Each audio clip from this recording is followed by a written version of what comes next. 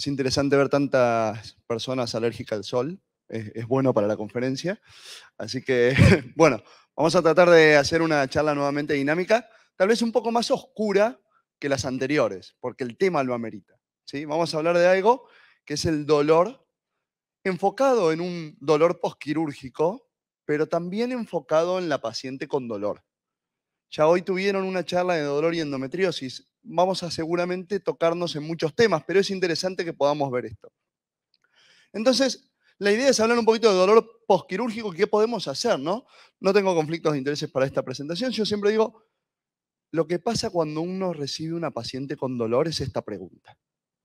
Sea propia o sea ajena.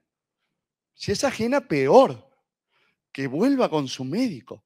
Pero cuando es propia, es ¿por qué? Yo tenía 10 minutos y me iba y ahora, bueno, pero nos tocan y vienen. Entonces tenemos que saber un poquito qué hacer. Primero lo primero, hablamos de poscirugía de prolapso. ¿Es frecuente? ¿Hay dolor en la cirugía de prolapso? Voy a hacer una pequeña aclaración en este momento. No hablo del dolor posquirúrgico normal. Cada paciente que se opera le puede doler. Hay pacientes que tienen la fantasía mágica de que luego de una cirugía no va a haber ausencia completa de dolor. Yo siempre le digo a mis pacientes, mira, si tú en el postquirúrgico no tienes nada de dolor es porque no saliste del quirófano. Viva. ¿Por qué? Porque las cirugías duelen, hay incisiones, hay suturas, hay un montón de cosas que va a doler. ¿Cuántos de aquí son cirujanos? Algunos, bien, varios. Bueno, ¿cuántos tuvieron alguna paciente que nunca tuvo nada de dolor en un postquirúrgico? No existe. Pero bueno, este es un dolor patológico, es un dolor que se sostiene en el tiempo. De eso vamos a hablar. Entonces, ¿qué pasa con estas pacientes? Cuando las operamos de prolapso, vemos que distintas vías de abordaje, con mallas, sin mallas y demás, tienen una tasa de dolor ahí cercana al 2%, lo vemos en la primera, ahí, 2%, 1,9, 2,6% cuando hacemos una malla por vía abdominal y 3% máximo, 2,5% cuando hacemos una malla vía vaginal. Es decir, dolor va a haber. Cada 100 pacientes que operemos, hay 3 que van a tener un dolor sostenido. Bien, cuando empezamos a ver un poquito más allí, empezamos a ver que la tercera causa de complicaciones luego de 30 días es el dolor también. Entonces tenemos que saber que cuando operemos una paciente de prolapso, o ustedes que envían a una paciente a operarse de prolapso y la reciben luego, hay unas chances que luego de esos 30 días haya un dolor persistente. Y un poquito de eso vamos a hablar. Fíjense aquí, cuando hacemos una malla de prolapso, comparada a la incontinencia, 6,7% de dolor postquirúrgico sostenido. Interesante. ¿Y por qué las mallas pueden doler? ¿Cuántos de aquí, levanten la mano, escucharon hablar del problema que hay con las mallas en piso pélvico? Bien, muchos. Para los que no escucharon, hubo un lío bárbaro en Estados Unidos con las mallas que nos afectó a todos a nivel mundial. Y en algunos lugares hasta no se pueden poner y alguno piensa que ofrecerle a una malla a una paciente es casi como mandarla a la hoguera en la época de la Inquisición. Más o menos parecido. Pero bueno, ¿por qué las mallas pueden doler? Las mallas pueden doler porque claramente es un cuerpo extraño que genera una reacción inflamatoria. Y esa reacción inflamatoria, si es anormal, puede provocar un dolor crónico. Hay varias causas y varios mecanismos por los que pueden doler. Vamos a hablar un poquito de eso. Pero cuidado, no es solo las mallas. Estos son tasas de dolor en cirugías de prolapso sin malla y vemos que las tasas de dolor sostenidas rondan el 15% también. La cirugía del sacroespinoso, que es una de las cirugías más difundidas para el prolapso, también duele. Y no solo la vía vaginal, la vía abdominal, ya sea abierta, laparoscópica o robótica, también duele. Adivinen por qué. Porque son cirugías. Todas las cirugías pueden dar dolor y todas pueden cronificarse. ¿Ok? ¿Qué hacemos, Agustín, con esto? Bueno, ahora vamos a ver, no se me adelanten. Todavía van 14 minutos, yo sé que se quieren ir. Bien, entonces dijimos, toda cirugía puede doler. Con las mallas tenemos un poquito más de tasas de dolor, pero no pensar que la complicación de dolor es solo de las mallas ni de la vía vaginal. Aparece en la vía abdominal y aparece en el tejido nativo. Perfecto. Entonces, ya sabemos que la paciente tiene dolor y que la puedo operar. ¿Y qué hacemos? ¿Ahora qué hago? ¿Qué nos pasa cuando una paciente se nos complica? A todos los que levantaron la mano que eran cirujanos, ¿qué nos pasa? No piensen solo en el prolapso. Miren a la paciente con una complicación. Primero nos queremos matar. Y segundo, pensamos, me va a hacer un juicio. Es así, lo podemos negar, pero es así. En Argentina cada vez más está de moda la medicina defensiva. Es voy a hacer esto porque después por la duda no quiero tener un problema con un abogado. Piensen lo incómodo que es para nosotros como médicos pensar la medicina defensiva. Y piensen una cosa, esto es real y nos pasa. Miedo y después miedo al juicio. Nosotros elegimos una profesión donde cuando una paciente se nos complica, los primeros que nos tendría que pasar por la cabeza es la empatía por el paciente y preocuparnos por el paciente. Y no es lo primero, y no está mal que nos pase que no sea lo primero, pero honestamente, lo primero que nos pasa ¿qué es? El miedo, la autoprotección, y después podemos caer en la empatía. Y en estas pacientes con dolor pelviano crónico, la empatía va a ser una herramienta fundamental. Pero bueno, es la realidad en la que vivimos. Y obviamente, cuando operamos a una paciente se nos complica y viene al postquirúrgico complicada, lo primero que pensamos ¿qué es? Y en esta frase, el que no tiene complicaciones es el que no opera. ¿Por qué elegí una especialidad quirúrgica?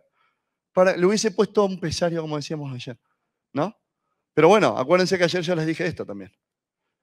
Aún no operando, se me pueden complicar las pacientes. El tema es qué voy a hacer con esta paciente. ¿Bien? Porque complicaciones voy a tener siempre que haga medicina. Para eso hagan otra cosa. No les recomiendo arquitectura porque las complicaciones de la arquitectura son bastante más graves.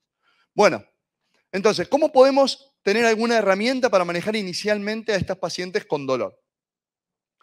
Primero, cuando nos encontramos con esta paciente y empezamos a hablar, de las primeras cosas que tenemos que pensar es tratar de tener un diagnóstico. ¿Qué es lo que le está pasando a la paciente? Y pensar si puedo ayudarla con algún tratamiento. Hay que tomar decisiones respecto a qué le puedo ofrecer a la paciente para beneficiarlo y qué no. Conocer las limitaciones es fundamental en estas pacientes. No hagamos perder el tiempo a nuestras pacientes. ¿Bien? Y la otra es alinear expectativas. Tratar de hablar con las pacientes para alinear expectativas. Voy a volver sobre esto. Entonces, cuando viene la paciente, me dice que tiene un dolor, ya pasaron 30 días la cirugía o más. Bien, empiezo tratando de ver, bueno, ¿qué cirugía te hicieron? O, ¿qué cirugía te hice? Reviso la historia clínica, no se lo voy a preguntar a la paciente porque quedó muy mal. Y segundo es, ok, ¿qué factores de riesgo tenía esta paciente para el dolor? Lo tendría que haber pensado antes, pero bueno, no importa, ya se me complicó. ¿Qué factores de riesgo tenía? Después, ver las características de dolor. Si en algún momento estuvo sin dolor y ahora apareció el dolor, o si el dolor fue continuo luego de la cirugía. ¿Con qué alivia? Ahora vamos a hablar un poquito más de eso, ¿no? Pero ¿con qué alivia? ¿Con qué no alivia? ¿Qué lo aumenta? ¿Qué no lo aumenta? Son un montón de datos fundamentales a la hora de evaluar a estas pacientes. Y después el examen físico.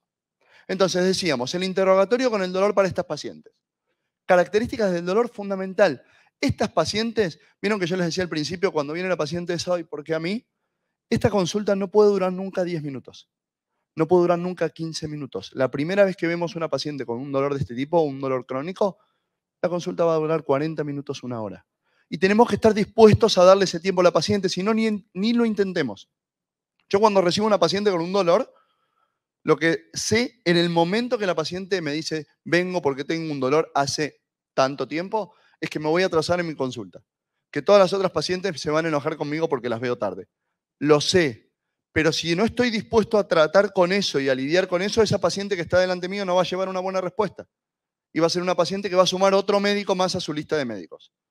Entonces, interrogatorio fundamental. Cada cuánto, cómo, con qué alivia, con qué no alivia. Todos los antecedentes quirúrgicos, si no los tengo y es de otro médico, todo lo que podamos obtener de la cirugía. ¿Qué tratamientos hizo? ¿Qué hiciste? ¿Qué no hiciste? Para no repetir. O si tengo que repetir, repetirlo de otra manera. Fundamental. Luego, examen físico. Tiene que ser completo. Vieron que uno cuando recibe una paciente vienen habitualmente con miedo porque piensan que un examen ginecológico les puede doler. Entonces uno que le dice para tranquilizarla, no te preocupes, esto no duele. Bueno, a estas pacientes hay que decirle lo contrario. A estas pacientes le tenemos que decir, cuando la vamos a revisar, esto te va a doler. Porque es la única forma que yo sé de dónde viene el dolor. Yo tengo que buscar si hay retracciones, si hay puntos gatillo, qué zona del cuerpo le duele. Entonces, si yo reviso una paciente que viene por un síntoma de dolor y no encuentro dolor, ¿cómo voy a enfocar un tratamiento? ¿Cómo voy a enfocar un diagnóstico? Entonces, la pregunta o la frase de la paciente es, esto te va a doler, pero vamos a tratar de que te duela lo menos posible y que sea un dolor controlado. No voy a ser bruto, pero voy a buscar el dolor, lo necesito. ¿Sí? Entonces, buscar retracciones si le pusieron una malla, si hay puntos dolorosos, si hay cicatrices, reacciones antálgicas. Ahora voy a hablar de las reacciones antálgicas. Evaluar la inervación, evaluar los nervios. Hay una patología muy frecuente en estos dolores crónicos que es la neuropatía del pudendo. ¿Escucharon alguna vez hablar de eso? Está cada vez más de moda. Pero no es que está de moda, la estamos pudiendo diagnosticar. Para eso tenemos que saber qué es el pudendo. El pudendo es un nervio que pasa cerca del ligamento sacroespinoso que está en la pelvis y que sale de la pelvis para ir a la fosa isquiorrectal. ¿Saben qué pacientes, me voy de la cirugía, tienen muchas neuropatías o mucha frecuencia de neuropatía del pudendo? Las que hacen ciclismo, el spinning. ¿Por qué? Porque como apoyan muchas veces los isquiones o no los apoyan y la silla de la bicicleta no apoyan los isquiones, comprime la zona de la tuberosidad y ahí sale el pudendo. Es hiperfrecuente. Y una pregunta en pacientes con dolor crónico, me fui del postquirúrgico, ahora vuelvo, no se preocupen, es, ¿hace ciclismo? Sí, suspéndelo. Pero bueno, tengo que saber el pudendo, tengo que saber que cuando el pudendo está afectado puede doler desde el clítoris hasta el ano porque tiene muchas ramas. Entonces lo tengo que saber evaluarlo, lo tengo que revisar y evaluarlo bien. ¿Sí? Es fácil, no es difícil ver estos exámenes. Reacciones antálgicas. Cuando una paciente tiene un dolor y ese dolor se mantiene en el tiempo, los músculos de la pelvis se preparan para tratar de evitar el dolor. Eso genera contractura. Así como cuando uno está en una mala posición, le duele el cuello porque se contracturó el cuello, sigo con la Y del argentino, ¿vieron?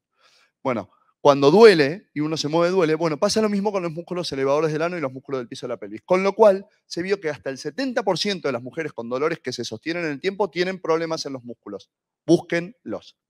¿Por qué? Porque una contractura, ¿con qué se cura? Con un miorelajante y con un masaje. El masaje en los músculos del piso pélvico son lo que hacen las kinesiólogas. Por eso tienen tan buenos resultados. Entonces, busquen eso también. ¿Qué pasa con las retracciones? A veces no las toco, pero las sospecho. Una ecografía. Hay relación directa cuando por ecografía se ve el engrosamiento de las mallas con las tasas de dolor. Y ahora van a ver por qué es importante encontrar las retracciones. ¿Bien? Bueno, ya la evalué. Ahora, ¿qué hago? Entro en pánico. ¿Sí? ¿Por qué? Y bueno, ya la revisé. Sí, tiene un dolor crónico. ¿Y ahora? Bueno, ahí lo primero que pensamos, si la paciente es nuestra, es ir para atrás en el tiempo y decir, no, no la tendría que haber operado nunca. Ver si tenía factores de riesgo, ver qué podría haber evitado. Bueno, no se puede. Olvidémonos. Es mirar para adelante siempre con estas pacientes. Bueno, ¿cómo vamos a avanzar? Hay un montón de guías que nos permiten. Esto lo pongo porque es importante. Si ustedes reciben una paciente que se complicó de otro médico, yo siempre pido, por favor, que si alguien recibe una paciente mía, me llame. Está bien, por ahí la paciente está enojada conmigo, no quiere volver, pero avísenle al cirujano. ¿Por qué? Porque es la forma que nosotros tenemos de mejorar nuestra práctica. Ahora, si la paciente es suya, no llamen a nadie, háganse cargo. ¿Bien? Pero bueno. Entonces, hay algunas cosas que son importantes, las vamos a ir viendo de a una. Manejo terapéutico inicial, hablar con la paciente que esto va a ser un desafío y que vamos a dar pasos. Es un tratamiento que no es mágico. Viene con dolor hace mucho tiempo, ya debe haber tomado analgésicos, no le voy a decir, te voy a dar una aspirina y vas a estar bien. No. Entonces tengo que plantearle el desafío. Y lo otro es alinear expectativas. Cuando el dolor es crónico y hace más de 6 meses que tiene dolor, la probabilidad de que esa paciente viva sin dolor es muy baja. Es más alto la posibilidad de que se quede con el dolor, aunque sea disminuido, a que no tenga más dolor. Entonces, háblenlo. Si la paciente piensa que su expectativa de éxito terapéutico es no tener más dolor, probablemente fracasen. Eso es fundamental en estas pacientes.